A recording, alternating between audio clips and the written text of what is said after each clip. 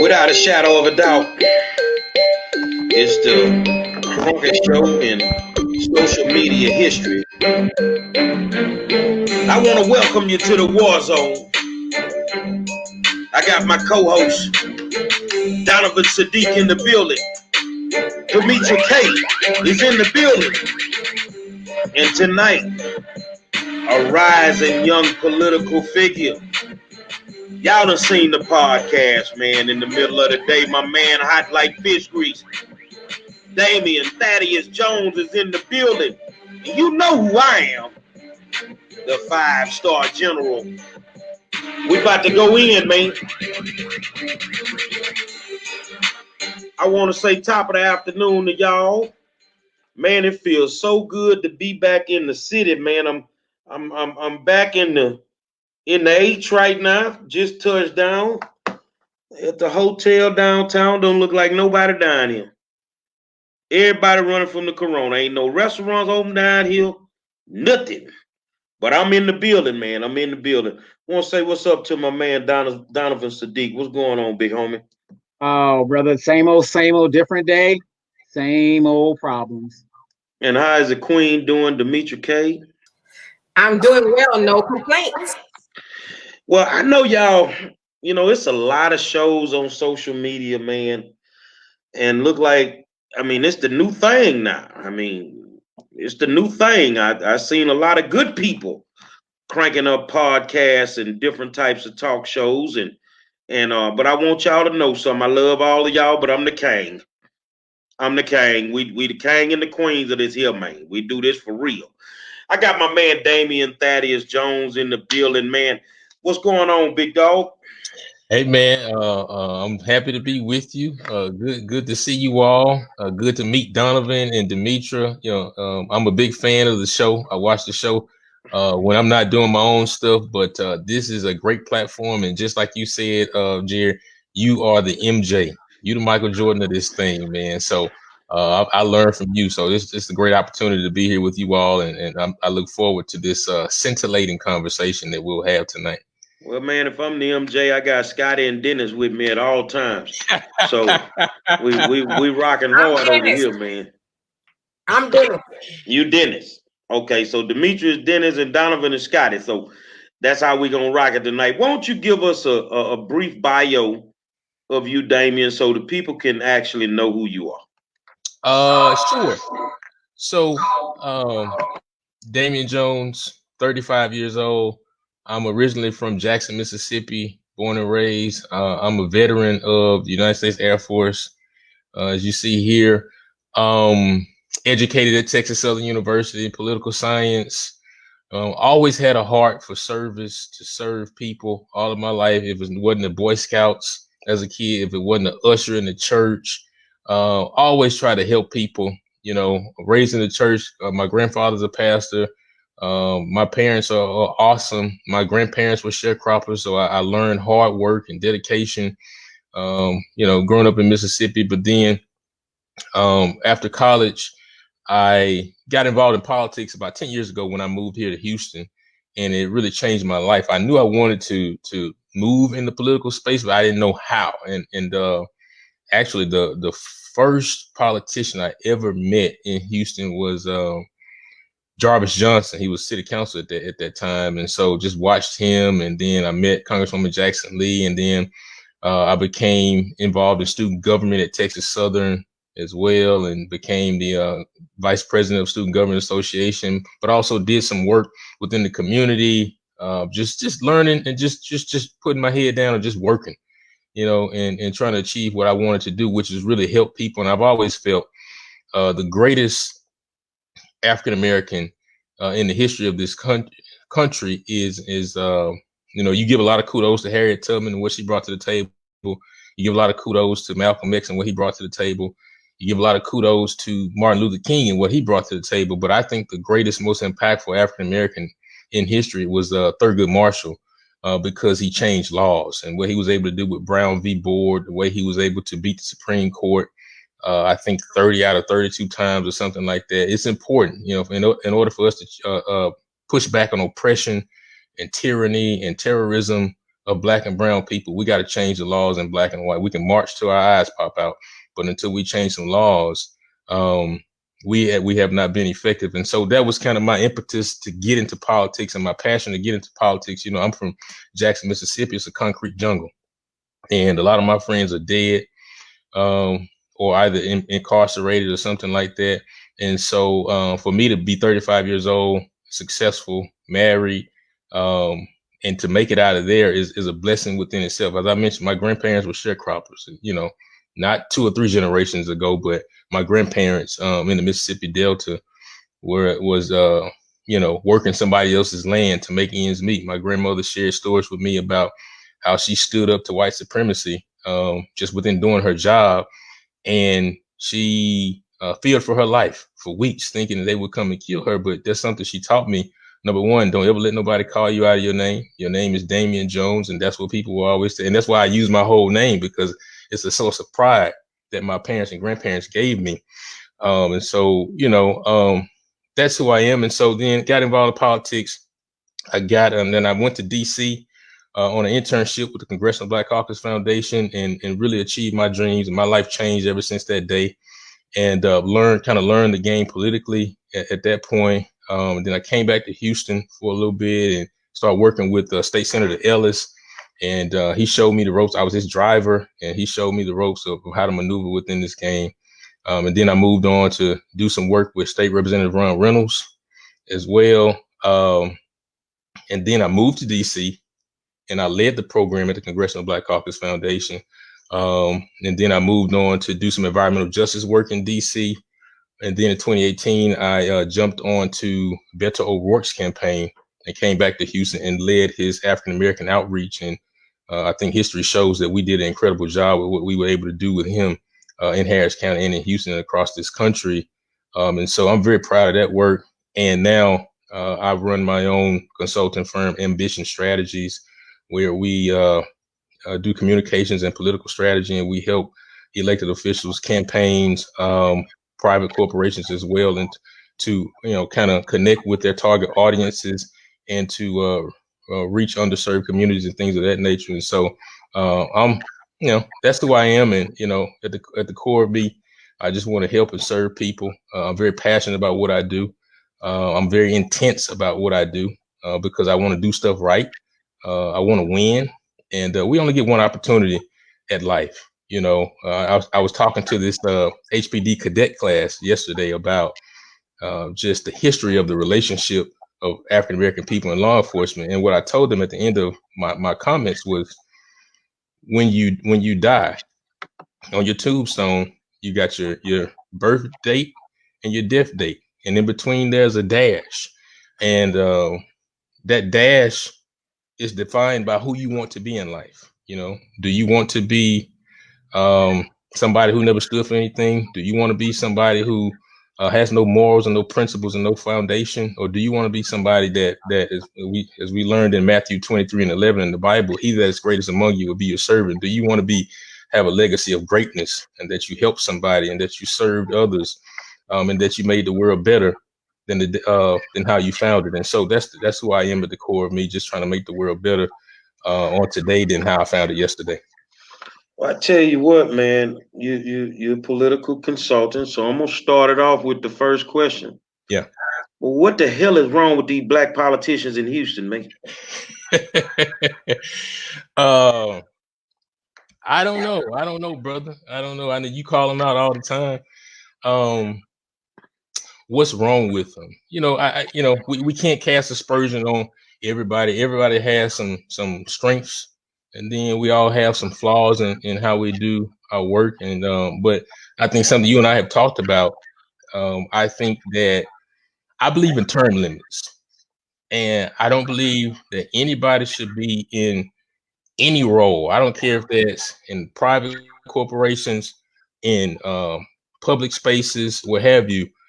20 years. You know, when you on your private job, after 20 years, you retire and you go home and do what you got to do. But somehow in politics, we allow people to sit around for 25, 30, 35, 40 years. If you haven't achieved what you set out to do in 20 years, then you probably ought to let somebody come in and do that job as well. So I believe we should have term limits to allow fresher voices into the conversation, to reinvigorate the political discussion or whatever the discussion is, to keep just some fresh ideas on the table. Because with anything comes complacency, comes disconnectedness as well. And so I think that here in the city of Houston, we have some good quality leaders who have served for a good while. But at some point, we got to pass the baton, and I truly hope that time is coming soon. Well, I'm gonna, I think we got some good quality leaders. Some of them, and some of them nickel slick. Mm-hmm. Some of them slick as a can of oil. That's what it is. Now, because you in Houston and you've seen it, the Democratic Party, led by Lily Sector, is a complete mess at the moment. Mm-hmm. We got the 142 debacle. Yep. We got the District B debacle. Mm-hmm. We got Judge Powell, who I felt was done totally wrong. Right. And we also have the Brittany Morris situation. Right. We got the Jared Davis residency situation. Right. Give me your honest opinion on how well the Democratic Party in Harris County is doing at the moment, based on what I just told you. It depends on what lens you're looking at it from. If you are looking at it from well-to-do and connected whites, then it's working out really well. But if you're talking about how it relates to people of color, poor people, those who have been disenfranchised, those who have been locked out of the system, those whose voices are never heard, then I would submit to you that the Democratic Party has a long way to go in terms of engaging those voices, in terms of lifting those people up, in terms of diversity across the board, and getting away from lip service. You just laid out a bevy of examples, whereas we have a lot of room for improvement and areas of improvement in terms of how we engage African Americans and people of color in this county. Listen, African Americans are a huge voting bloc, and we continue to carry the Democratic Party. But somehow we don't get the respect we deserve. We are not placed in positions of leadership. We're well qualified, but it just seems as though the same people continue to hold these roles and kind of box us out, give us kind of put them in the field, give them field positions or give them some organizers positions. But it's time that we put make sure Black folks are in the top leadership roles, executive director, party. Listen, we've never had an African American party chair. Now, I'm not casting aspersion on the person that's sitting in that current seat, but I'm just saying down the road, why can't we just push for an African American party chair as well? We're in 2020. It's time that we diversify our how we look at leadership and our strategies. And in order for us to help have a inclusive Democratic Party, we have to make sure that we include all voices in the conversation. And personally, I am infuriated. I am fed up. Black people have suffered too long. Black people have fought too hard. We carry this party, but we still don't get the respect. And you even see it at the national level as well. Not to pick on only the county party. The state party has its issues as well. They don't have great diversity within their leadership and within their staff as well. I can show you a picture right now where they may have one person on the staff, but we have the most African Americans of any state in the union. So to me, it's asinine. To me, it's unacceptable. But I also think on the other side of that, we as a community have to do a better job of holding these people accountable. Let's stop accepting turkeys. Let's stop accepting these BS. Oh, we'll give y'all some jobs and positions. I'll take a ham. Yeah, no, you got to get off that swine, brother. But we have to put our foot on their necks because we have the leverage, and we have to be straightforward. We got to stop being happy with just taking a picture with people. I take a picture of anybody. Picture don't mean nothing to me, right? But we have to really hold people accountable and really call them to the carpet and really be straightforward and honest and stop, letting people just throw you a little bone and be happy about it. We have the opportunity to really do something incredible. Listen, our children are watching us in terms of how we fight. Our elders are depending on us to continue to fight that they started, and we got to be strategic about it. We got to stop fighting each other and tearing each other down and get on one accord and have these strategic conversations to make sure that we fully utilize our power that we have within the African American and Hispanic body politic. Demetra.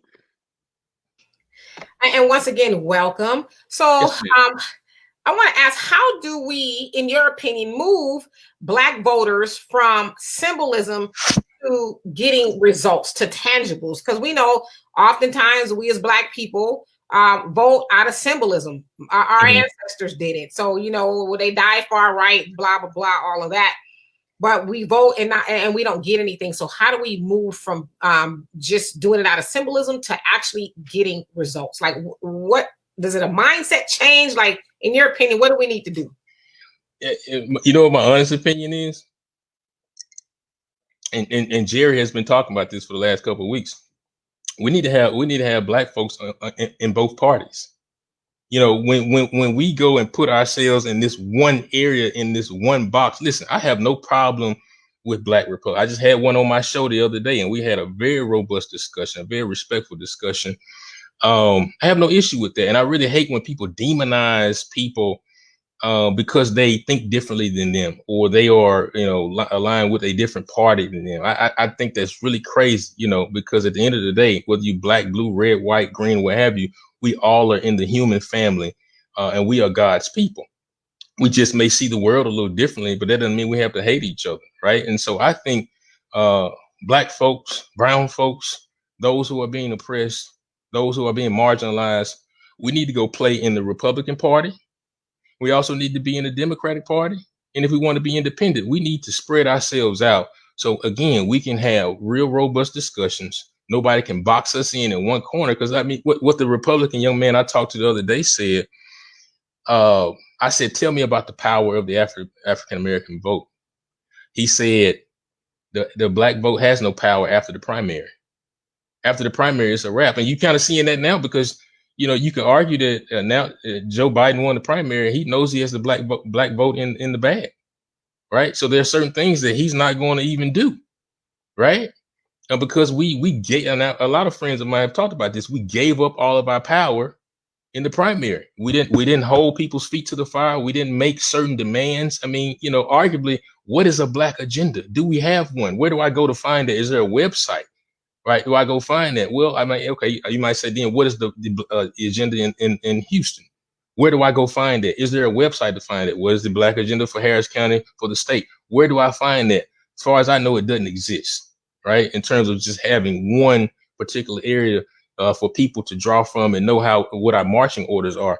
So in terms of what you talk about to your question, I think we need to play in different buckets and use our leverage, first and foremost. Secondly, we got to constantly speak truth to power.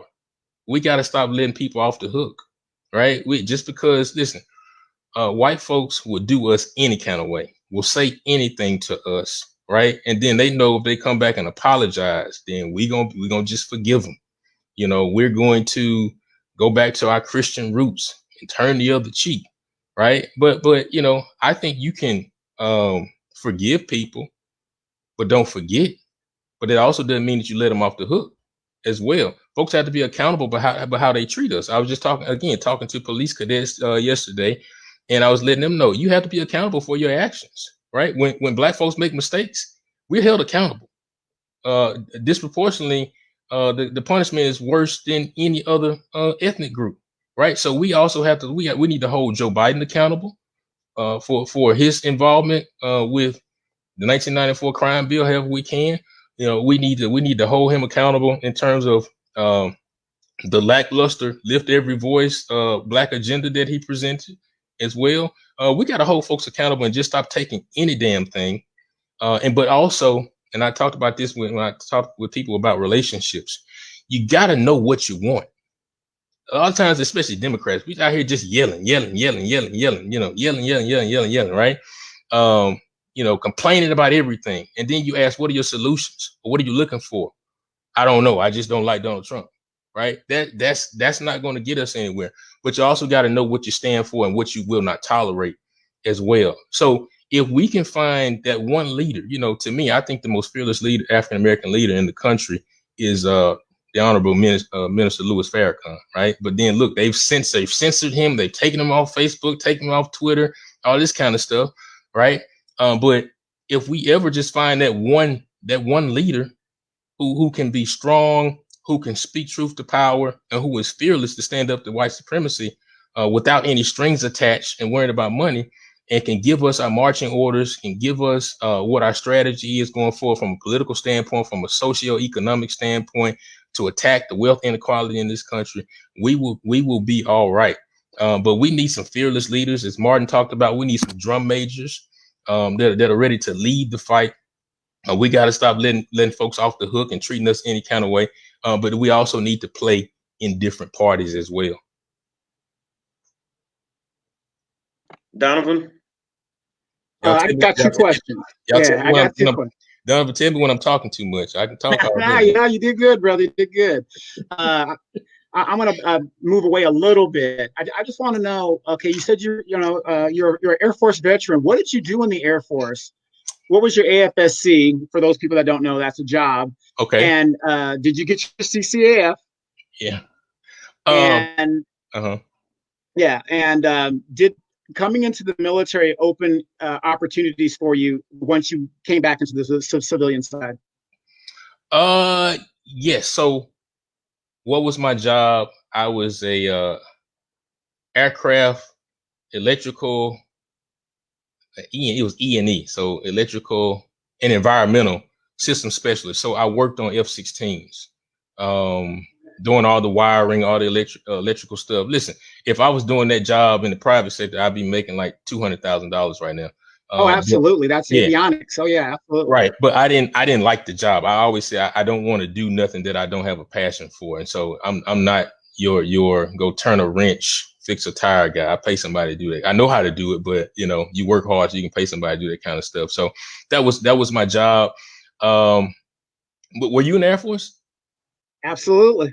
Okay, yeah, because when you said AFSC, okay, you talking my language now, so hey, thank you for your service.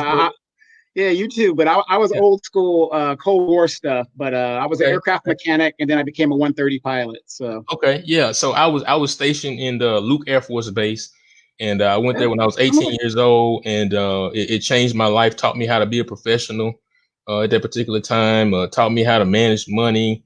I built camaraderie with some great friends as well that I still keep in touch with to this day. So it really taught me to grow up and be a man. But there's no greater honor than to serve our country. Our imperfect country. But I woke up every day proud, and that's why I still wear this hat today, very proud. But in terms of your question, did it prepare me for other opportunities in life? Man, I'll be honest with you, dude. I've always gotten positions that I probably wasn't qualified for. That I probably on paper I shouldn't have gotten. But I always shoot higher. I always shoot higher than what I'm supposed to really shoot for. And I think part of that is because of when people see military on your resume, they see you as being on time, as being prompt, as being disciplined, all those different things. And for the most part, we are, but we are humans. So some of us are dirt bags too. We're going to be late for work sometime, all those different things. You know the language. And so, yeah, I think it's really helped me a great deal. I was able to, the military put me through school as well. I didn't pay a dime for that. I'm thankful for that. I'm still getting some benefits to this day because of my experience in there. And so I encourage young people who can't find their way, who are coming out of high school and can't figure it out and don't know what they want to do just yet. Go to the military. It'll change your life, man, because, I'm the youngest of three boys. Both of my older brothers are also veterans of the Air Force as well. One just finished 18 years on full retirement now. And it changed our lives coming from Jackson, Mississippi, man. And my parents are so proud of what we've been able to do. But I don't know if I didn't go to the military. I don't know if I'd be sitting here talking to you all about politics and life. Absolutely. Yeah, they have a good the 172nd Airlift Squadron there in Jackson at the airport there. That's a good unit. Yeah, absolutely. Absolutely.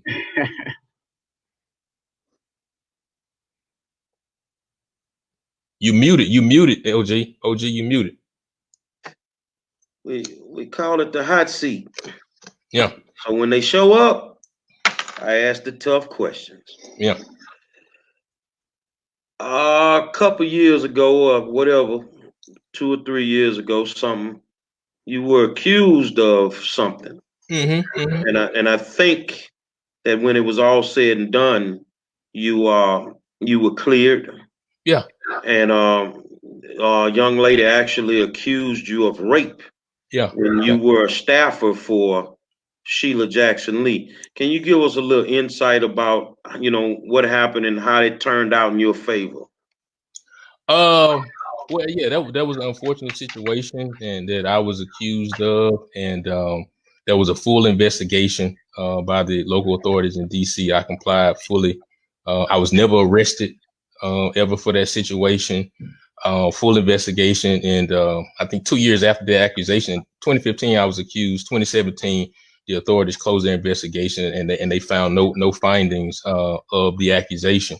And so when it popped back up a few years later, it was really a political witch hunt, because we had just finished doing some great work with Beto O'Rourke, and I was getting some national attention. Everybody was looking at that campaign, and listen, when you do good work, man, when you're proud of who you are, you get a target on your back sometimes. And I've always been a proud Black man who speaks truth to power. And I don't shy away from my talent and what I bring to the table. And you're gonna take your lumps when you're in the front of the band. When you're a leader, you're gonna take your lumps. And but what's done in the dark will always come to the light. And so I've been cleared. The Congresswoman was cleared of that as well. And so that was a great learning experience for me. It also taught me who was in my corner and who really wasn't as well. But if I want to be a leader, if I want to speak up for my people, I've also got to know how to get dirty a little bit. I also got to know how to take my lumps and get up and keep fighting as well. Was that a hurtful situation for me? Absolutely, because I've tried to put it all on the field and pour my heart out to help other people. And when people unfairly attack you in such a way, it hurts. I'm human, but it's a great learning experience, and so it's only preparing me for what's greater down the road. And so I appreciate those who continue to support me as that media onslaught happened to me, and it really affected my family a great deal. But listen, I love it. I love adversity. I love every bit of it, man. It only makes you better. If you ain't going through some shit, in life, and you ain't doing nothing. So I appreciate it. Makes me better, and I'm even more focused to keep working for the community, man. So I don't get distracted by that crap, man. We got work to do. One of our people asked the question, what was Beto's Black agenda? He championed Hispanic issues in Texas, but they didn't hear about a Black agenda. Now, the reason I asked you that, because us African Americans in consulting or whatever, we got to get our money, right? But we working for people that don't have our people's best interests at heart. So I think so everybody could know, because honestly, Beto popped up like he was the second coming of John F. Kennedy. You look good, homie, but I just didn't trust you. So, what was his Black agenda? Because you worked for him, right? And then I'm gonna flip it on you, because you worked for the Congresswoman who's African American. Let me clear that. I've never worked for the Congresswoman. Oh, okay. So let's just stick to Beto. What was his Black agenda? Let me just say first, I appreciate your questions, first and foremost, and secondly, so when I came on Beto's campaign in May of 2018, I moved from DC to come back to Houston for that opportunity, and I did my research on him, and he really reminded me at that time of like a Bobby Kennedy. I'm a political historian, so I studied presidents, I studied some of the greats, and I really like Bobby Kennedy, and he reminded me of what a Bobby Kennedy could have been, particularly at that time. And so I was excited to participate and be a part of what was something special, because at that time he was little known. Nobody knew really anything about him. And I joined the group. I joined the campaign along with some other folks that were already there that were doing a really good job. And we tried to implement some energizing ideas for the African American community. You know, thankful that I already kind of had some tentacles within the community. I wanted to introduce him. I think one of the reasons why they brought me on, I'll never forget this. Before I came on the campaign, they did an event in Sunnyside, in the middle of Sunnyside, and you know, Sunnyside is black. And the story that I was told that maybe it was 150 people there, and maybe 4 black people in the whole Sunnyside multi-purpose center or what have you. So they were like, we got a black problem. And so I was a hired gun. I came in to try to introduce him to the black community.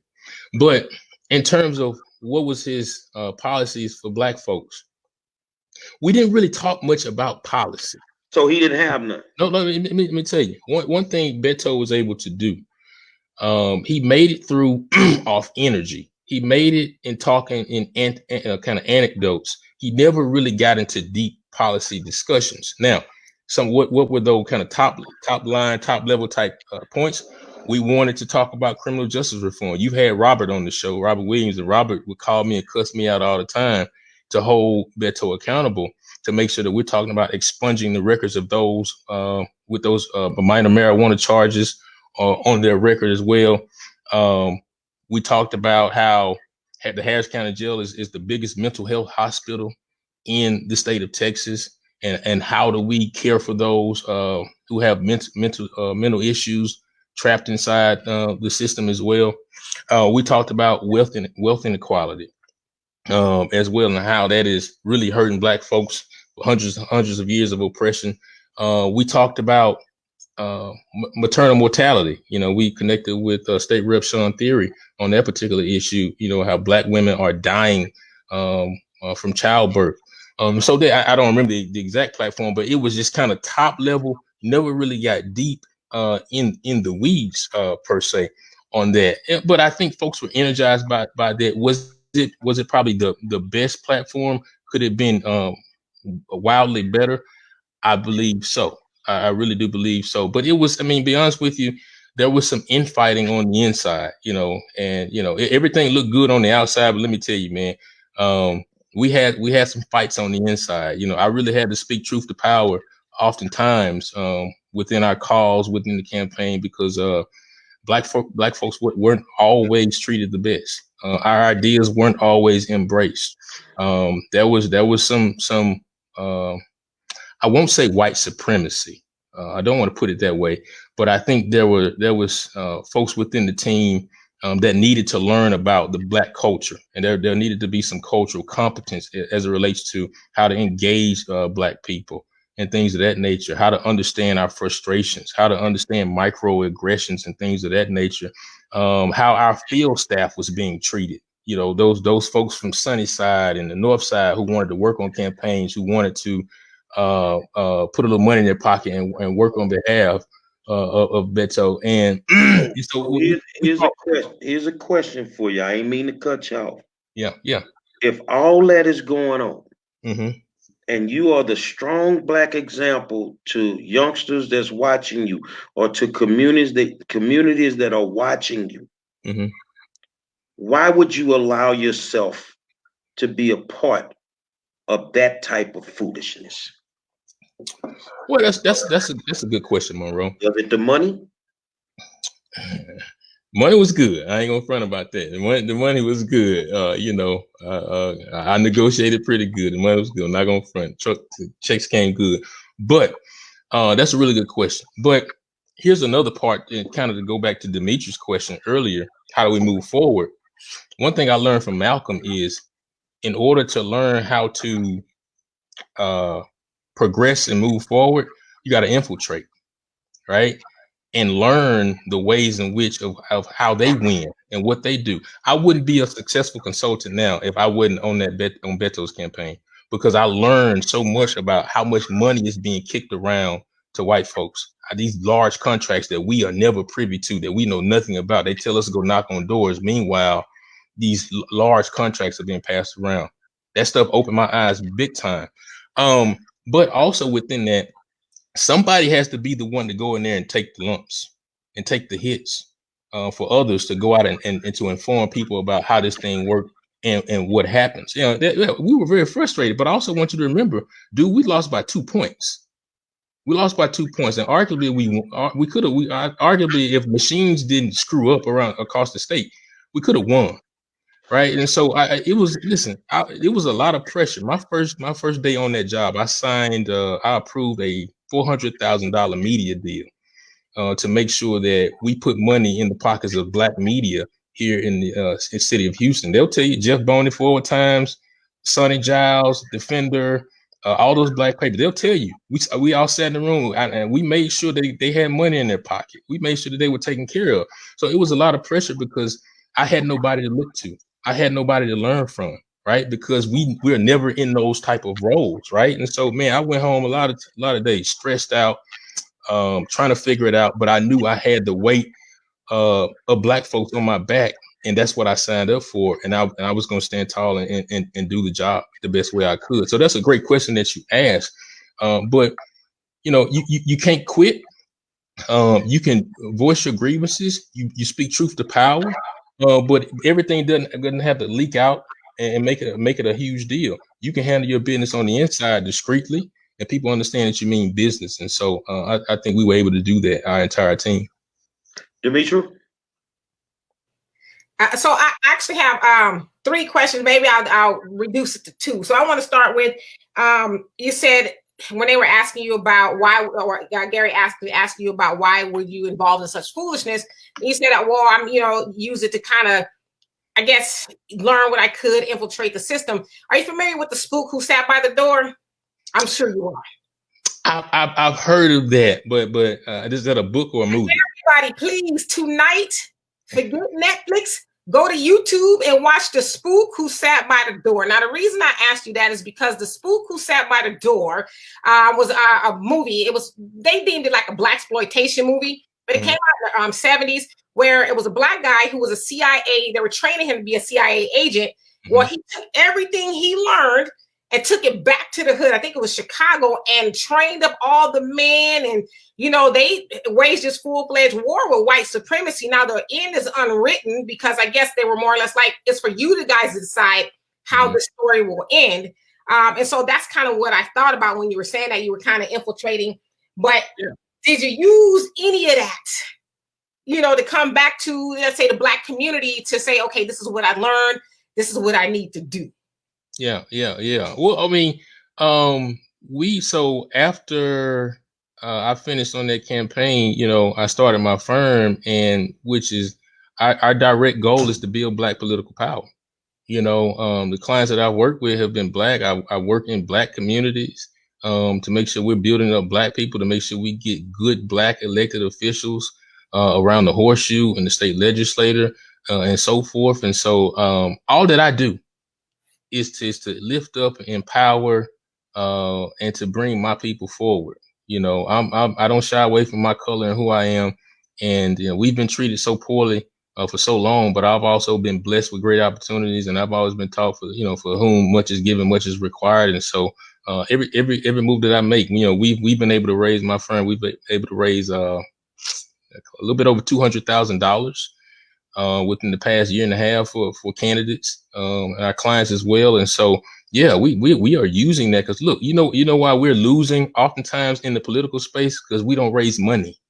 Other people or other groups are raising money on top of money on top of money, and you'll have good quality, passionate, well qualified Black candidates on the ballot, and they'll lose to a lackluster person because there's no money to go reach voters, to hire good staff and things of that nature. Everybody wants us to go knock on doors and be field organizers, but nobody wants us to be fundraisers. And so my wife was a fundraiser. And so we're very strategic about how we want to build Black political power within this county, this city, and state, and across this country. And so, yeah, absolutely. I try to use everything that I learned. I went through some hell within that campaign, but it was a great opportunity that taught me a lot that we can go on and pass. But here's another thing. I think Jerry and I talked about this the other night. It's about training. As I mentioned when I was in that role, I didn't have anybody to look up to and call and learn from. And the people that was on my phone, they was trying to get a contract. So everybody had their hand out. They wanted something. So it was a very stressful role for me. But if we have a training mechanism where we're training Black and brown young people who want to be involved in the political system, then we won't have these issues when people say, well, I can't find a good person, I can't find a good campaign manager, where there are no people, so we're gonna go with the same old folks. And so we need to build that apparatus as well, so we can train people to be chiefs of staffs, to be field directors, to be fundraisers, and all those different type of things, because it's more than just being a candidate. There are also other pieces around that as well. And so absolutely, and that's a good question. But yeah, I continue to try to use that training to help others. All right. So let me, and if you guys don't mind, so I want to go back to the rape allegations, and I want to address Terry, where he says, well, you know, people always want to talk about the negative and not the positive. Well, I think anybody, you know, interviewing somebody wants to, you know, just, we want to tell the whole story. We don't know the story, obviously. Like you said, you were cleared, and so that's a good thing. But my question I really want to ask you is, why do you think people don't stick up for the accused? Because you're the accused, you're not found guilty. So, I mean, especially with the Me Too era, we've seen a lot of people fall. We've seen a lot of political people in the game fall.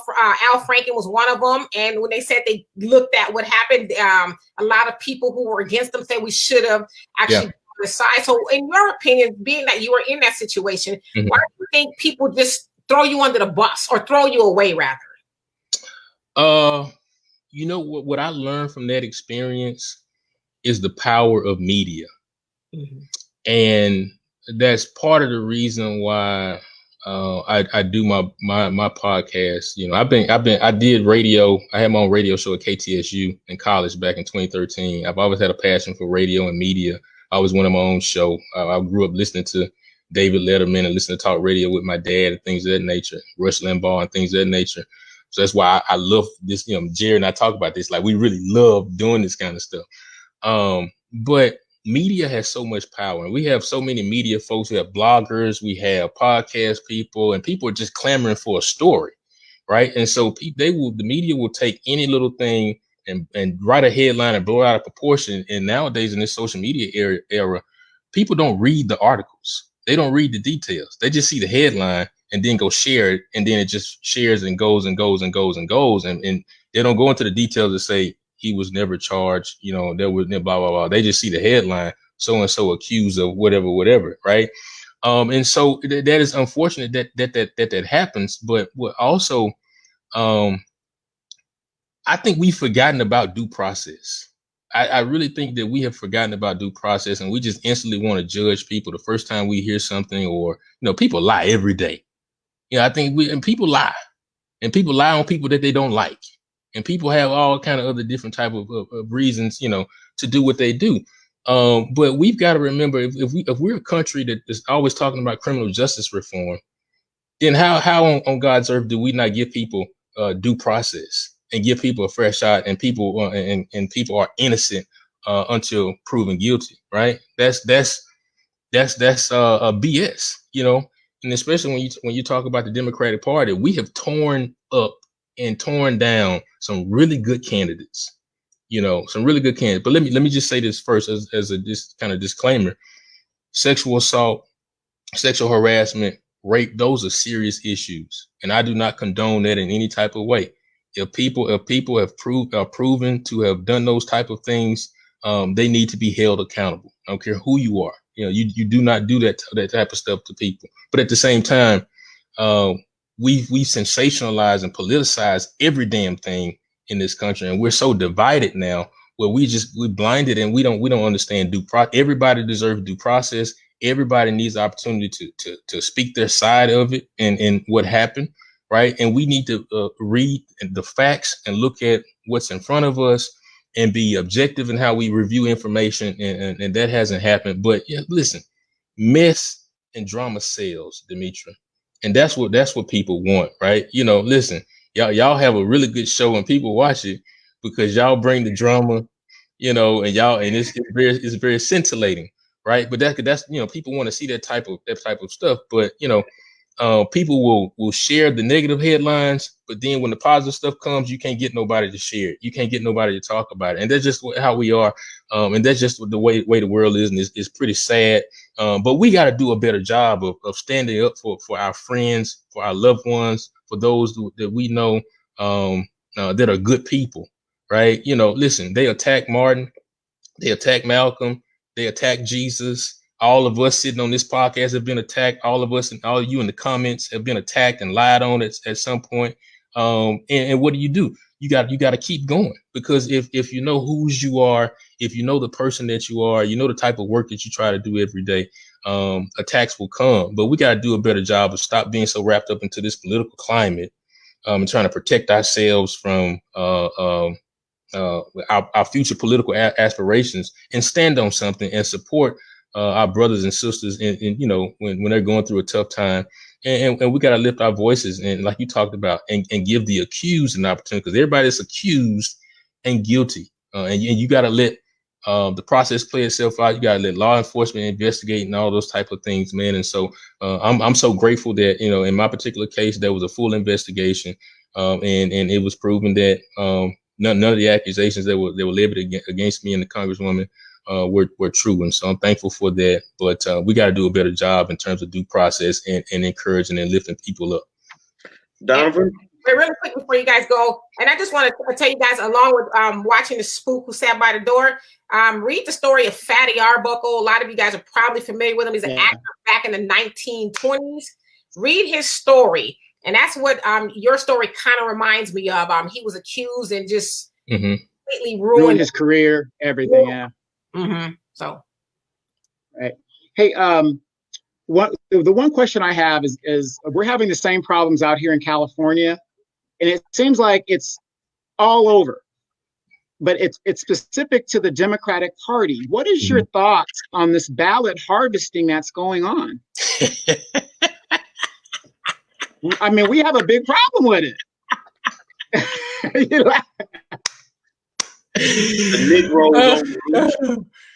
Oh man. Listen.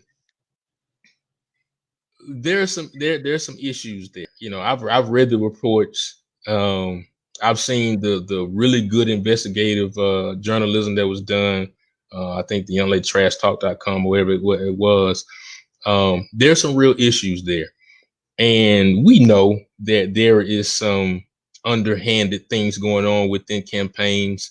Like you said, when we look at what happened with House District 142, there was something that went awry. I don't know who was responsible for it, but something went awry in that particular case as well. We know that people are cheating in some type of way, no matter what state, no matter what county, in terms of people trying to win, because it equals power. Right. But, you know, I'm greatly concerned, because when you talk about these harvesting mail ballots and things of that nature, and taking advantage of our elderly, preying on our elderly, I have real issues with that. Number one. Number two, with coronavirus really affecting our elections and you know, our ability to go vote in person. And now there's huge rampant talk about everybody getting a mail ballot. I have real concerns about that, because listen, people haven't even turned in their damn census paperwork. How do we think millions of people are going to send back a mail ballot? Number one. And two, how are we going to stop all the fraud and all the illegal activity that's been happening on the smaller scale? Now millions of people have these things, man. I'm really, really, really concerned about what's happening. I really hope, you know, well, I ain't gonna say that, but I'm concerned about what's happening. I don't know why people are doing it. I know they just want to continue to have power and win, but it's unfortunate. And I hope the culprits of this type of activity are caught and held accountable, because guess what? Democracy is a very sacred process. The political process is a very sacred process. I told you, my grandparents were sharecroppers, man. We all can read the history about how black folks down in Mississippi were killed, lynched, hung, drowned, all for the right to try to vote, right? And so it's a sacred process that means a lot to our community, and to have people playing with that process. And listen, politics is an art to me. I went to school for this crap. So like, this ain't no game to me. And so if we're gonna do it, we need to do it right. And so I have real issues that with people that cheat like that, and really disrupt the process and disrespect what those who have come before us have tried to build. And so I really hope those people are caught. But I know you all on this show will continue to uncover the BS when it comes to that. Well, let me tell you this. The reason that we cannot find our next generation of true African American politicians is because, especially in Houston, at the African American high schools, they don't know what government is. Mm-hmm. Government class is a joke. They don't have student councils. Mm-hmm. Really important. You see what I'm saying? So Really that is the training ground. Right. And I think every black elected official should go to every one of these African American schools and find them some kids to work in their offices. Mm-hmm. If you want to train them up, then train them up from when they're young. Look, check this out, OG. But to that point, that's one goal that I have. I want to build a training mechanism to train either high school, college folks how to work in politics. That's one of my ultimate goals. But there's only one entity within Harris County where that exists already. Guess who created it? Who? Rodney Ellis. I know you ain't a fan, but his Texas Legislative Internship Program, TLIP program, has been going on for about 25 years and have put close to 500, 600 young aspiring African Americans through a legislative session who have gone on to do great stuff, right? And I'm a product of it too. And many of the stars, and you had Anthony on the show. Anthony is a product of TLIP as well, and a whole host of others. And so I know you have your qualms with Commissioner Ellis, but the TLIP program is extremely important. And I know since he's become commissioner, he's had to kind of downsize a little bit, but it's time for somebody else to kind of pick up that baton and continue that training mechanism. Because again, as I talked about, we can't just wake up in the morning and expect to be good at something. We have to prepare and we have to train. There's training that's involved. If we want to win in elections, we have to train. We have to train people in order to win. We've been watching those Michael Jordan they've been training them. They've been documentaries. You say you MJ got up and trained every day to be the greatest ever. And so there's a lot of training that's involved. And so if somebody's listening, they want to write me a big check to start a training program for young aspiring black politicos. Please reach out to me and write that check for me, and we can get it started. Well, I'm gonna tell you this: ballot harvesting is real in Harris County. Mm-hmm. It's real, and it's not a mistake. It's not like the politicians don't know what's going on. Oh, I didn't know they were doing. Yes, you do. You paid them to do it. You paid them to do it. Mm-hmm. So if somebody would question your background and you've been cleared, why wouldn't you question somebody who's been convicted of forgery?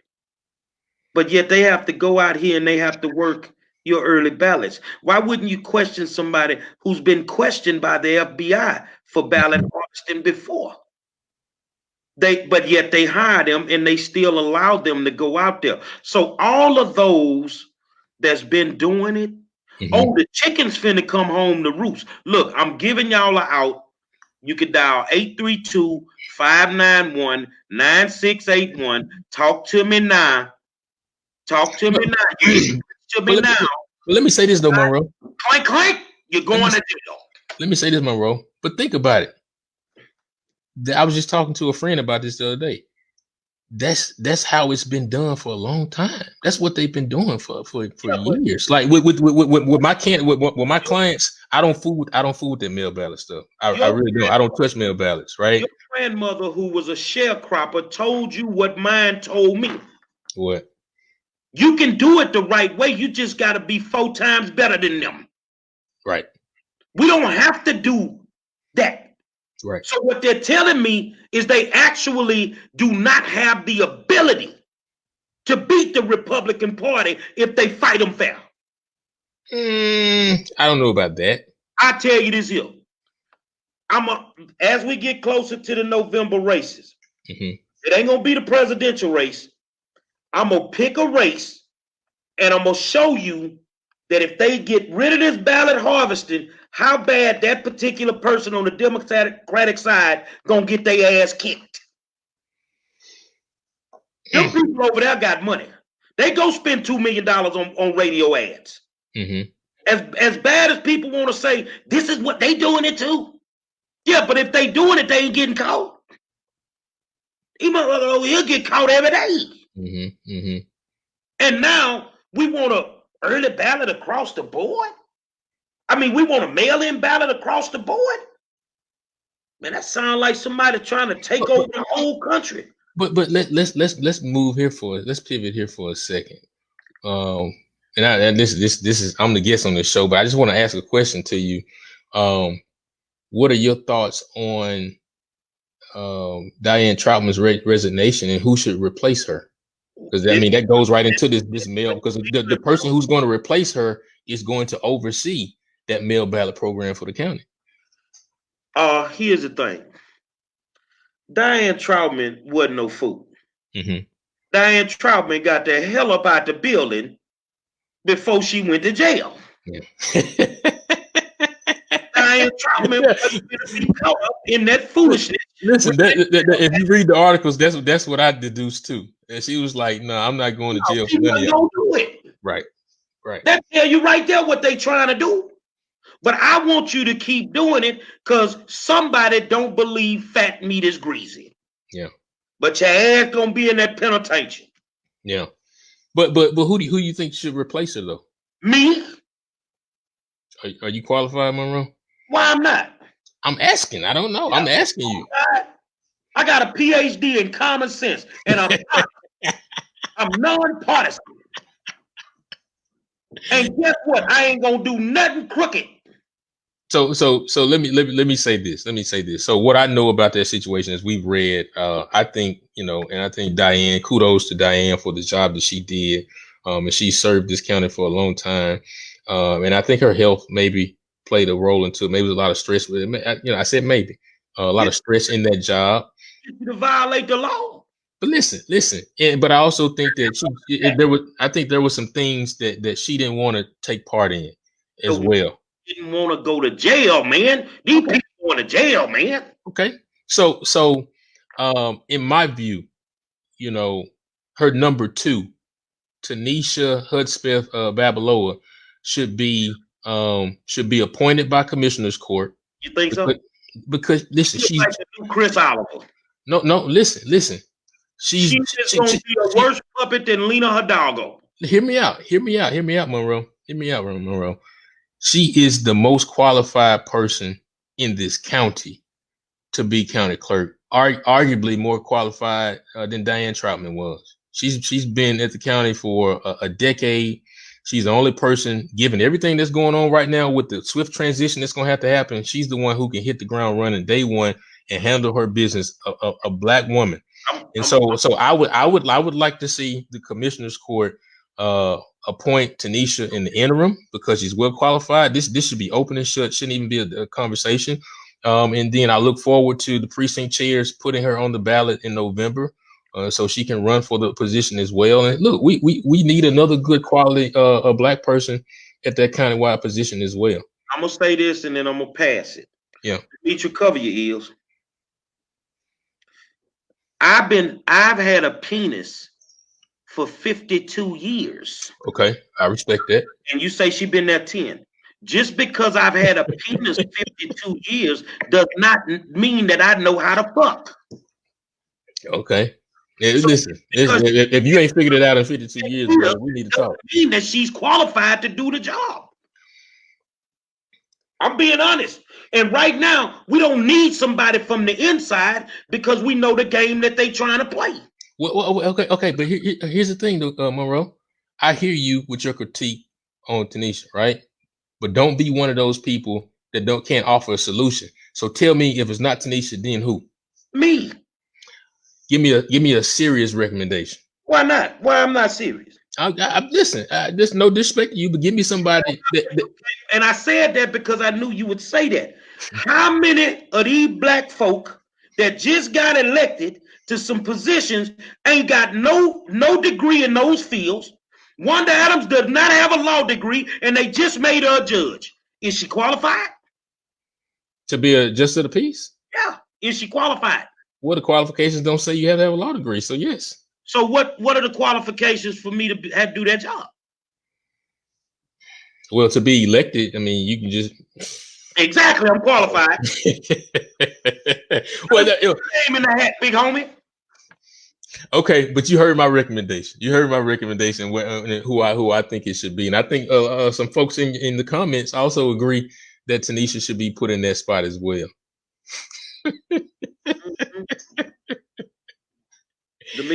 Demetra. Y'all be messing me up because I be having a whole bunch of questions. Then y'all go all off of some other stuff, and I gotta answer. Come on. Whatever question you had anyway. Okay, so first, I don't know if you guys really addressed it, but what makes her more qualified than Gary? Think about it. Hold on to that thought. Okay. We don't get back to it. And my next question is, if Democrats are really for the people and they really helping people, why do they gotta cheat? Shouldn't they stand for themselves or speak for themselves? I mean, if they're really doing all they say they're doing, and I'm not partisan, by the way, but if they're doing all they say they're doing, they should have people lined up just trying to kill each other to vote for them. So why do they need to cheat, the ballot harvesting and all that? Like, what is that about if they're really doing a good job? Well, I mean, we just said it. They're not. They're not doing a good job. And so but I'm saying per the lie they tell us, we're for the people. Obviously I'm paraphrasing, but we're for the people. We're gonna help you get this, we're gonna help you get that. I mean, if it's really true, then they shouldn't have to cheat. I agree. But that's why I said we need to play in Monroe. You muted, you yelling, but you muted. We can't hear you. The black politicians are for the gay people, they're for the white people, they're for the Latino people, they're for the immigrant people, and they don't give a damn about black folk. Now back to the other question. What makes her more qualified than Gary? Well, listen, I love my dear brother, Gary Wayne Monroe. 2 points. I love my dear brother. But when we talk about a serious role like overseeing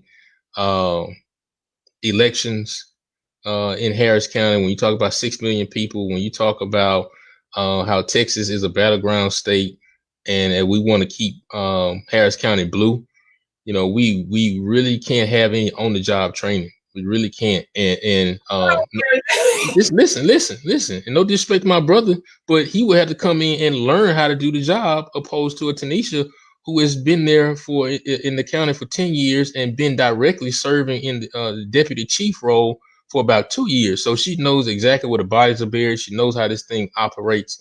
And so we can't afford, in the middle of this coronavirus pandemic, we can't afford any on the job training. Now, if Gary wants to come in a deputy role, or he's want to come in and learn and then eventually move up to that top spot, I'm all for it, and I'll be behind him. But I think right now, Negro in charge. Huh? What? I'd like to be the head Negro in charge. We can get you there, but I'm saying as of today, it would be a lot of on the job training, brother, and I don't want to put you in that position. So let me ask this question because it helps. It helps, Demetra. It helps. Wait, let me think. Okay. If you just let me say this, Diane Troutman was the head person in charge, right? Yeah. I know for a fact that the young lady that you named and that Michael Wynn are the people that actually ran the party. So why couldn't Monroe build him a team to run my party the same way? Wait, so you're saying they were more qualified, more knowledgeable than Diane? No, I say they did her job. Okay. Well, then what you just said supports my point. And you could argue maybe that's, I'm not gonna say that, but you could, in a crazy word, you would say argue that's why she quit, is because maybe the work got too overwhelming for her or something like that, right? And so right. So if we put you in that role, then you'll step down too. No, I'll bring Demetra and Donovan with me and we'll clean this motherfucker up. Word. Okay, let me ask you this, and then I'll rest my case. People keep saying I should go get me a law degree, but I'm good. I've been through a lot of school and I don't want to do it no more. Mm-hmm. Did you like the job Barack Obama did as president? Ooh, that's a really good question. I see you got his book behind you, so that's a halfway yes right there. Yeah, that's my wife's book. I haven't read that book. I saw the documentary the other day though. It was really good though. I wanted more. I wanted more about her life. It was still surface level. They should have went a little deeper though. But she is a very inspiring figure though. Look at Donovan, what you laughing at over there, brother? But to some degree that Barack Obama did as president within any of his 8 years. Well, let me say this. Answer the question, I am. I'm gonna get there. Listen, I've been around too many politicians. You know, we got to dance before we answer the question, right? But when Barack officially won and got the delegates in November of 2008, I was in the club in Jackson, Mississippi. I had 2 Bud Lights in my hand. Me and my homie were in the club chilling. I had Bud Light each hand, and when he officially became president, I started crying, and I was so happy that I smashed the beer bottles together in the middle of the club. And, I was just so overjoyed because I never thought I would see that in my lifetime. It was a big moment at that particular time. But overall, I thought he did a fair job. Stop right there. Well, that's all I needed to hear. Now, what did he do before he became, he ran for Senate and then ran for the presidency of the United States? What did they call him? What did they call him? Yes, what was he? He was a senator. He was a community organizer. Then he was a state senator. He was a community organizer. Absolutely. What does Gary do? Community organizer. I rest my case. I'm reclaiming my time. Oh, so you were setting me up there. You were setting me. She watches a lot of Perry Mason and 12 Angry Men. Yeah. Okay. See, okay. A community organizer drives 4 hours to come to town to have a meeting with the upper brass of the police department because we've had a rash of police shootings. Why should I have to drive 4 hours when this city is saturated with community organizers and activists? Because honestly, they don't give a damn. So yes, I'm gonna tell you, I'm qualified for a lot of positions. You go get anybody you want, put them in an open forum with me, let them debate, and guess what I'm gonna do that night? I'm gonna put the suit and the bow tie on, and I'm gonna shock the world. Yeah. I'm gonna shock the world. I looked at the school board meeting last night, total dysfunction. When you're looking at the baddest dude that ran for school board that ain't sitting on it. But we talked about that. We talked about that the other night. Yeah. I think you're better served on the outside. Oh no, they gotta keep me on the outside. Yeah, I think you're better served on the outside. Mess up the hustle on the inside. I think you're more powerful on the outside. I am powerful. Donovan.